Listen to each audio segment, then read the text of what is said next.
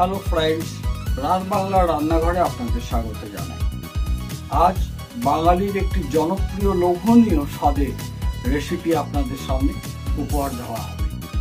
সেটি হচ্ছে দেশি মাগুর মাছের ঝোল, কাঁচকলা এবং আলু দিয়ে। প্রসঙ্গত বলে রাখি, আজকাল দেশি মাগুর মাছ পাওয়া খুব দুষ্পার।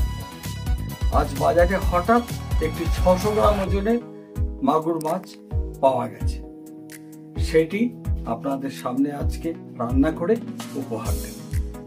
তেল গরম হয়ে গেছে, এখন মাগুর মাছ আমি এর সঙ্গে ভেজে নেব।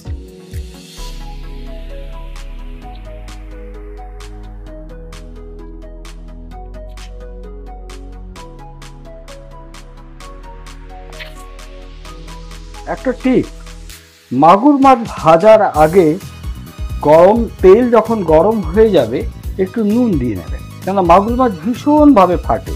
আজ ভাজা হয়ে গেছে, এখন এটাকে আমি তুলে রাখছি। যেহেতু আমি কাঁচকলা এবং আলু দিয়ে রান্নাটা করব, তার জন্য কাঁচকলা এবং আলুকে ভেজে নিতে হবে। কাঁচকলা ভাজা হয়ে গেছে, এখন এটিকেও তুলে রাখতে হবে। পর আলুগুলোকেও ভেজে নিতে হবে।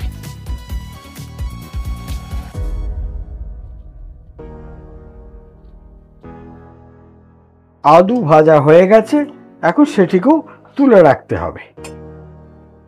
ফোড়নে না হচ্ছে 2টি শুকনো লঙ্কা ও সামান্য কালো জিরে, 1 চামচ আদা বাটা। এবার 1 চামচ গোটা জিরেকে পেস্ট করে নেওয়া হয়েছে 2টি লঙ্কার সঙ্গে, সেটি এখানে মিশিয়ে দেওয়া হবে। বাটা মশলা এই জন্যই ব্যবহার করলাম, এতে স্বাদ খুব ভালো হবে। আপনারাও সেটা করার চেষ্টা করবেন। মশলা দিয়ে অন্তত 2 মিনিট খুব ভালোভাবে ভেজে নেবেন। একটি টমেটোকে কেটে রাখা হয়েছে, সেটি দিয়ে ভালো করে 2 মিনিট কষতে থাকবো। 2টি কাঁচা লঙ্কা দেওয়া হলো, 1 চামচ হলুদ গুঁড়ো, 1 চামচ কাশ্মীরি লঙ্কার গুঁড়ো, স্বাদ অনুসার লবণ দেওয়া হলো। মশলা খুব ভালো করে ভেজে নেওয়া হয়েছে, মশলা থেকে তেলও ছেড়ে দিয়েছে। এখন পরিমাণ মতো জল মিশিয়ে,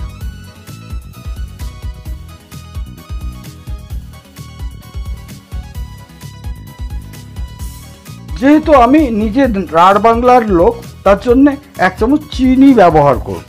বন্ধুগণ, দেশি মাগুর মাছ এখন অ্যান্টিক আইটেম, বিশেষ করে বড় মাছ তো পাওয়াই যায় না। তাই এটি পাওয়া গেছে বলেই কিন্তু আজকে রেসিপি আপনাদের সামনে উপহার দিতে পারলাম। ফ্রেন্ডস, জল ফুটে উঠেছে, এখন ভেজে রাখা আলু, কাঁচকলা এবং মাছ এর সঙ্গে মিশিয়ে দেওয়া হবে এবং মোটামুটি 5 থেকে 10 মিনিট ফুটতে দিতে হবে। বন্ধুগণ, আমার এই মাগুর মাছের ঝোল রান্না যদি আপনাদের ভালো লাগে, তাহলে আমার চ্যানেলকে সাবস্ক্রাইব, লাইক, শেয়ার করতে ভুলবেন না কিন্তু। ফ্রেন্ডস, রান্না হয়ে গেছে। এটি মূলত লাঞ্চের আইটেম, গরম ভাতের সঙ্গে দারুণ জমবে।